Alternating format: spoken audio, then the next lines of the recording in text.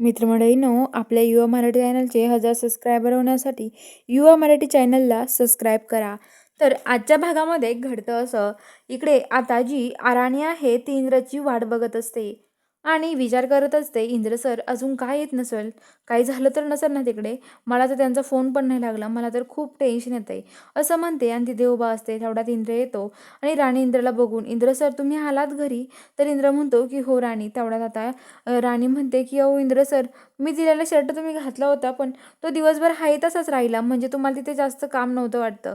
खरंच बरं झालं तुम्हाला काम नाही सांगितलं त्यांनी काही, नाहीतर बघा काय झालं असतं, तुमचे किती हाल झाले असते ना. तुमची शर्टाची इस्त्रीसुद्धा नाही मोडली, असं राणी म्हणत असते. इंद्र म्हणतो तसं काही नाही आहे राणी, अगं तिथे मला त्यांनी कामगारांचे कपडे घालायला दिले होते, त्यामुळं हे कपडे जसे आहे ना तसेच आहेत.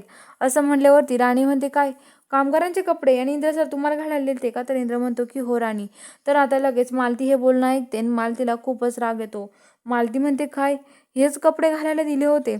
तर आता लगेच मालतीला खूप राग येतो आणि मालती ते कपडे हातातून घेते इंद्राच्या.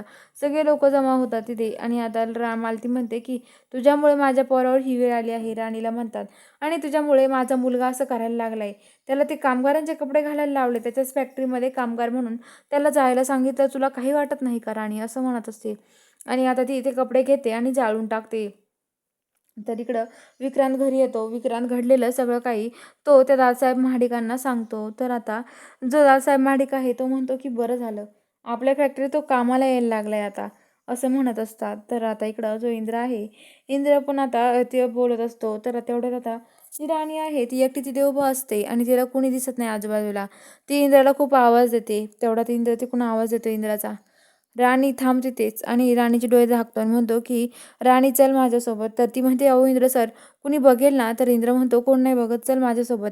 आणि ते एका ठिकाणी घेऊन जातो. इंद्राने तिथे राणीच्या नावाची पाटी तयार केलेली असते आणि राणीला अभ्यासाला तिथे जागा करून दिलेली असते. ॲडव्होकेट राणी इंग्रजीत महाडिक असं ते टाकलेलं असतं आणि राणीला अभ्यासाला जागा करून दिलेली असते.